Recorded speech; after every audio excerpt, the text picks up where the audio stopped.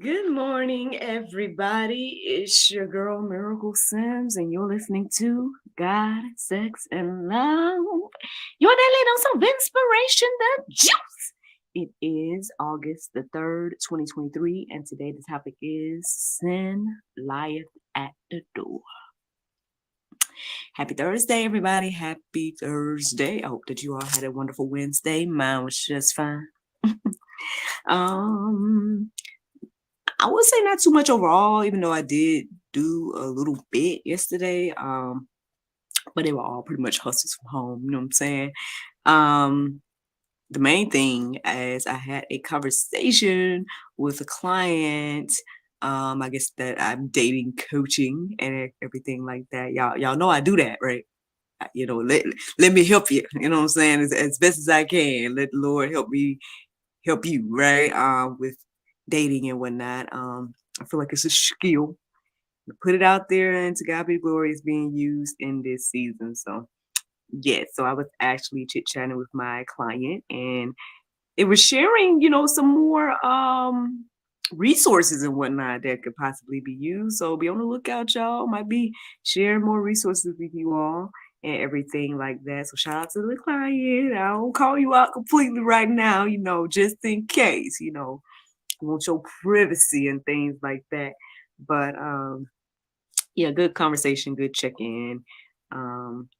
Super excited for this individual and their journey. Anywho, outside of that, yeah, man, just being a wife, being a mom, hustling from home, getting ideas together, you know what I'm saying?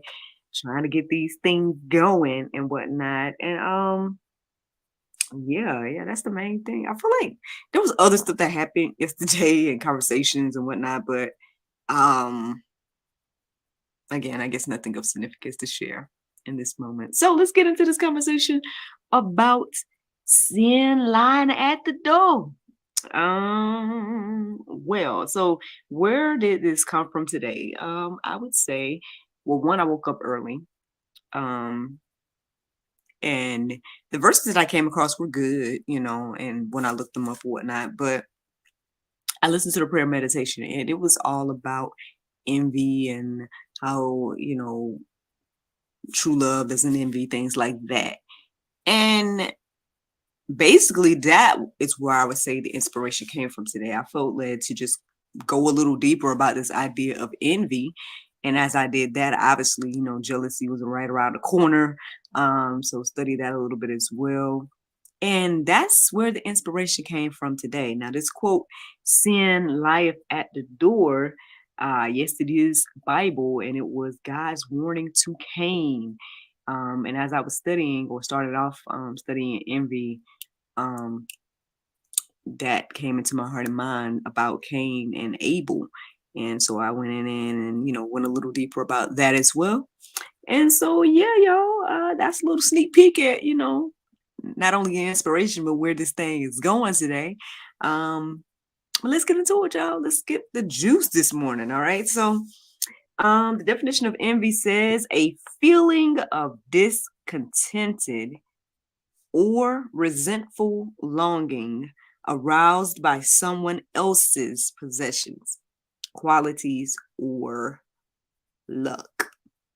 And then the second definition says desire to have a quality, possession, or other desirable attribute belonging to someone else.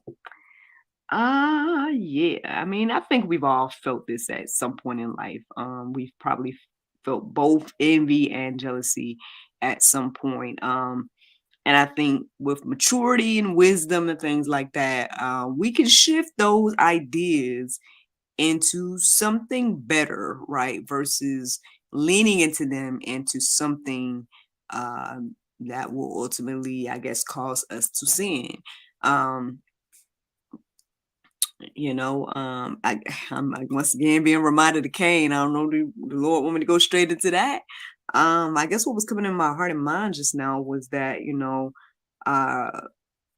yeah, that interaction was a prime example of this, and again, God did warn Cain ahead of time, right? He's like, hey, you can do what's right.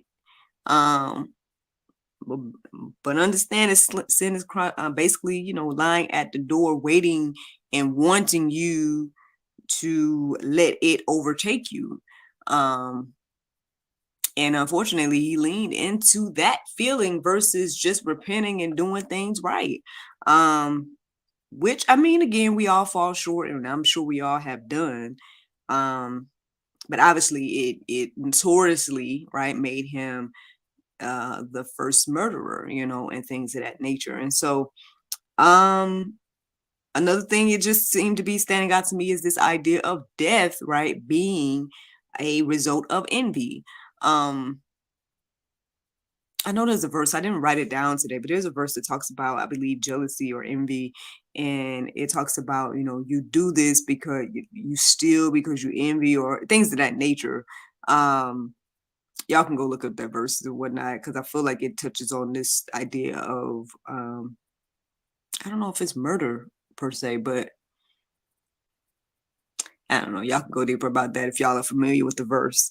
But let's get into these verses that I did right now this morning, okay? So James 3:16, it says, "For where jealousy and selfish ambition exist, there will be disorder and every vile practice." Obviously, again, I think the one of the biggest or the main, I think everybody could agree that murder, right, is probably the vilest practice. I mean, I know rape is up there as well. But I'm just trying to think across the board in general. Like, we as humans, I think we put murder as like the worst thing you could possibly do, right? Like, I don't know. Do y'all think it's something worse than, I mean, well, shout out to Allie, because she would say this every now and then. She'd say, that there's things worse than death. I mean, obviously, torture and things of that nature, as well. But I don't know. I mean, there's plenty of vile things, right? But basically, the point is, right, that every vile practice is a result of jealousy and selfish ambition. I don't have nothing to add to that, really. You know what I'm saying? I think it's just very prevalent and clear. Again, Cain is that example of the first indication of it. Or maybe not, because maybe even Adam and Eve, because obviously there was something in them, right? Let's go back to what we're saying here. The jealousy and selfish ambition. Now, were they jealous of God, wanting to be like God? Or that idea, which was from Satan, they were tempted by that idea of being like God. So was that jealousy there? Was that selfish ambition? Perhaps so. So, I mean, I guess we can't look down on Cain in that regard, because, I mean, obviously he got it from his parents, but still, just saying that, again, envy, jealousy, selfish ambition, if you lean into those things and let those things consume you, obviously, no good really comes from it. You guys can go deeper with that account in Genesis, and that shares the quote. It is in the Go Deeper section. But let's keep going to Philippians 2:3. It says, "Do nothing from selfish ambition or conceit, but in humility count others more significant than yourselves." There goes selfish ambition again, y'all. Like, I mean, man, it's like we just want to raise ourselves up above the next person, right? I guess that's my way of simplifying this idea of selfish ambition. And I mean, I don't think there's anything wrong with like having goals and wanting to do better and want better for yourself, or whatever the case is. But when you getting, into the place where you're envying the next person, or you're like the dog with the bone. Like, I know my mom would often tell the story that her dad told her, right, about the dog that had a bone and looks in the lake and sees a dog with a bone and starts barking at it because he wants the bone. Not realize, and then he not realizes that it's him with the bone, but then he loses his bone. So now because you want what somebody else got, you gonna lose what you got. Now I don't know, that might be a word for somebody today. You know what I'm saying? We don't need to be like that. Like, honestly, and don't get me wrong, like, I'm not sitting here again pointing fingers and being like, y'all don't need to be like that. You know what I'm saying? I'm saying we, myself is included, and what I've been doing, right, to actively combat the idea of envy, jealousy, things of that nature, is I've been practicing celebration and things of that nature. Like, I mean, for the most part, I would allow, the people that I see doing well or see above me or see having things that I don't have and things like that. You know, I can't lie and say that sometimes, you're like, oh, well, why couldn't that be me or something like that? I'm human too, right? But on the flip side, I would tend, right, to look at those things as, with admiration, right? Like, if a person, has something that I don't have, if they are the type of person that won't mind sharing the information or whatever the case is, then that could be something that I learn versus that I envy. You know what I mean? Like, instead of being jealous, why don't we, I don't know, support that person? You never know. They might put out a course, you know what I'm saying? They might be willing to share the information with you. They might be able to hold your hand and help you up. It's just, can we shift the ideas and the things that envy and jealousy and selfish ambition, can we shift those things into something more positive? Like I said, one way that I've been doing that, or been, I guess, actively trying to do that, right, is when I see someone win, right, I've been just making a practice of clapping, right? I've been making a practice of celebrating that person, in all of their wins, whether I am wanting what they have or not. You know what I mean? I'm in the habit so much now where it's like, it doesn't really matter. I see you winning, I'm clapping, I'm sharing, I'm giving you the like on, social media, I'm commenting, whatever it is. Because the thing is, like, when you truly think about it, right? Wouldn't you want somebody clapping and doing those things for you and being supportive of you when in your winning season?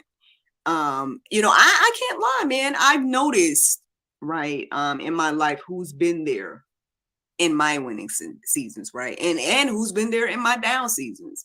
And I definitely appreciate those individuals that sow into me, whether it's words, cheering me on, whatever it is, right. They sow those things into me in both, again, the good and bad seasons. I try my best to pay that forward to others, right, in their good and bad seasons, right. If I see someone, for example, in a down season, I'm trying my best to, do you need a lending ear? Do you need a shoulder to lean on? Like, is there anything I can do to assist? And if someone's winning X, Y, and Z, especially if I know them or something, hey, y'all, I'm maybe trying to, like, acknowledge them. I know I got my group on Facebook or whatnot, Unwind Self Care and Sip Spa, and in that group is majority women. And anytime I see them celebrating something, like maybe an achievement, maybe they're getting closer to their weight goals, maybe they, one lady just got married, things of that nature. And you know what I mean? I'm trying my best to, let others know that, hey, y'all, let's celebrate this lady and her accomplishment. Like, we don't have to let the green-eyed monster, right, take us over. We don't have to allow envy, jealousy, and selfish ambition to overwhelm us and make us sin, cause us to sin because we want what somebody else got. At the end of the day, we need to be grateful for what we have, right? A lot of times, again, this whole idea of looking on the other side and wanting what someone else has, you don't know. Like, I wrote this in my book. I wrote this example that I came across, like, when in my single days, and there was this lady that had this really nice townhome, and I was living in an apartment at the time, and she had this really nice townhome that she had just bought and X, Y, and Z. And we went and looked at it, and she just was showing us around. I'm like, man, this is a really nice place. There's a lot of space here.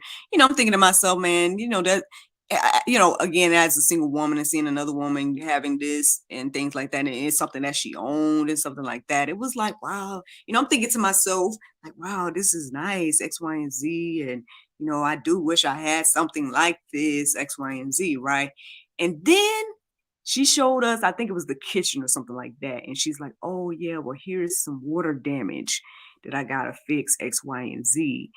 And that's the thing, friend. Like, you don't know what the water damage is in someone else's life, like, especially social media and everything like that. Like, it's so easy to just like look at someone's, for example, social media page and be like, oh, what, they got all of this and they got all of that, but you don't know what it took for them to get all of this and that, right? You don't know the work, you don't know the down seasons, you don't know the tears, the blood, sweat, and tears, as some say. Like, you don't know the water damage, right, of someone else's situation. Like, I'm in an apartment that had no water damage. There was nothing that I had to worry about. This lady, yes, she owned her place, but she has to fix the water damage. You see what I'm saying? And so that's the thing. Like, be grateful for what you have. Like, I know I'm in the season of contentment in my life, and I know it took me like a while to get here, right? And I know I'm sharing it all the time, and y'all probably like, oh, well, Miracle, you got everything you wanted. And in a lot of ways I do. Yeah, I do have a lot of the things that I desire, especially in my single days and things like that. Yes, of course, there's other goals, there's other dreams, there's other things, as well. But, for the most part, yeah, I do have everything that I wanted in life and things. But that still doesn't stop, again, the other things, right? I've even shared some on here. Like, yeah, I think back, I'm like, man, I should have traveled more. You know what I'm saying? I should, I would have loved to get, like I said, be on a touring show and do the whole, tour bus lifestyle, and things of that nature. Like, I would have loved to have those type of opportunities as well. But am I going to be envious and jealous of those individuals that have those? Or am I going to just celebrate them and say, man, that's an amazing accomplishment? And, if it's be God's will for me to have it, cool. If not, I'm still grateful for what I do have. Because at the end of the day, like, when I didn't have the things I do have now, this is all I desired. You know what I mean? Like, this was my main focus, So that's the thing, y'all. We just gotta, like, take control. Like, we have self-control. That's one of the gifts of the spirit.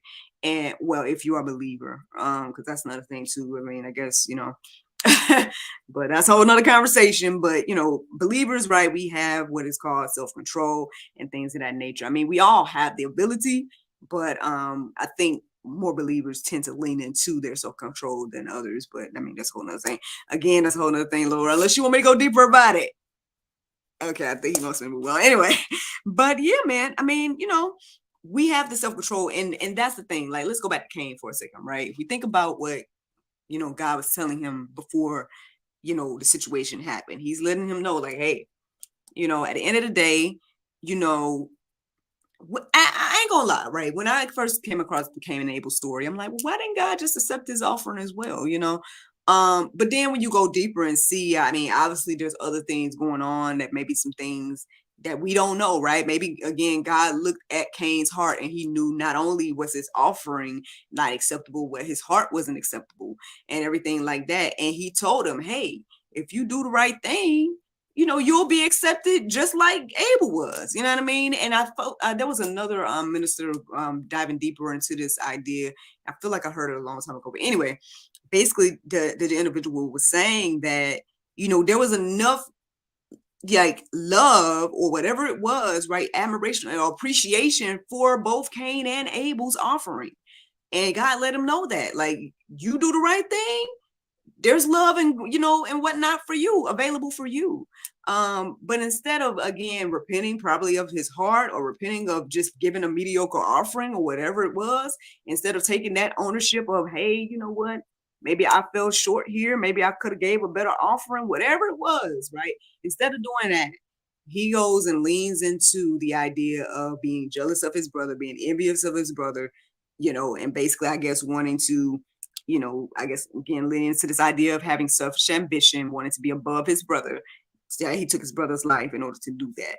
And then not only that, then just bold-faced lied to God. Like, like you can't lie to God, but he, attempted, right, to lie to God and everything like that. So, which means that there was even something deeper and more sinister going on in his heart and mind. So y'all, I mean, just something to think about. Just something to think about. Let's keep going. Proverbs 27:4. It says, wrath is cruel.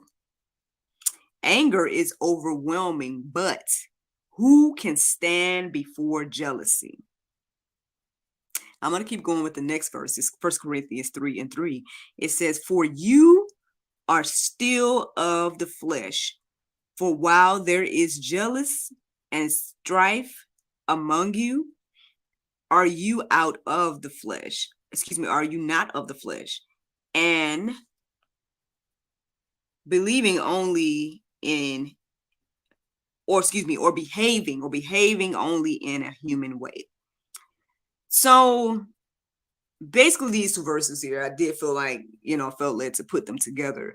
And the whole thing is pretty much telling me that, it's saying like no one, it's like if someone's jealous, right, you can't even stand before that person, because again, sin lies at the door. You never know. Someone jealous of you will be that person to steal from you. That person that's jealous from you will be that person to kill you. Like, that's where it is.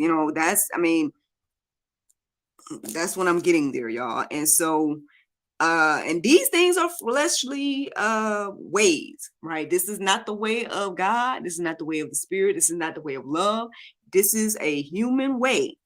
And we've all been guilty one way or another. I think a lot of us exercise self-control, because we don't go and steal every person that we might be jealous of, or kill everybody that we might be envious of, or whatever case is.